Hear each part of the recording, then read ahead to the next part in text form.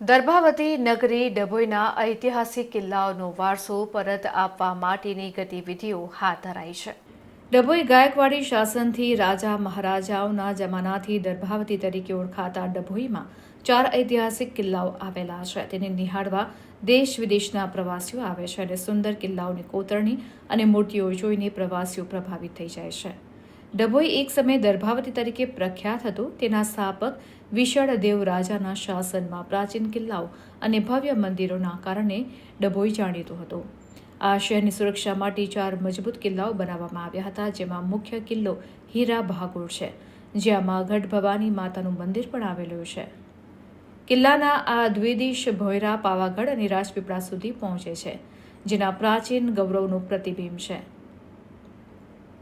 વિશાળ ઇમારત અને તેમાં રહેલા ભૂમિગત માર્ગો હીરાધર કડિયાના શિલ્પકાર્યોનું ઉદાહરણ છે.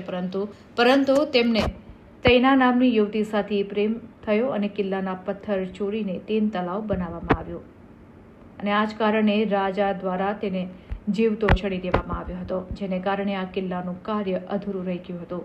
આ ઐતિહાસિક અધૂરા કાર્યને હવે પૂરો કરવાની મક્કમતા સાથે દર્ભાવતીના રૂપમાં પરિભાષિત કરવા પ્રયત્નો શરૂ કરવામાં આવ્યા છે. તેમના વિઝન અંતર્ગત કિલ્લા અને તેના આસપાસના વિસ્તારોના જીર્ણોદ્ધાર માટે મંજૂર થયેલી નવી ગ્રાન્ટ વડે આ શહેર તેના પૂર્વ ગૌરવને ફરીથી પ્રાપ્ત કરી શકશે. ડભોઈના ઇતિહાસ અને ધાર્મિક મહત્વને વધુ મજબૂત બનાવવાના આ પ્રયાસને કારણે સ્થાનિક લોકો અને પ્રવાસીઓ માટે આ વિસ્તારના પ્રાચીન વૈભવના પ્રત્યક્ષ દર્શન થવાની આશા છે.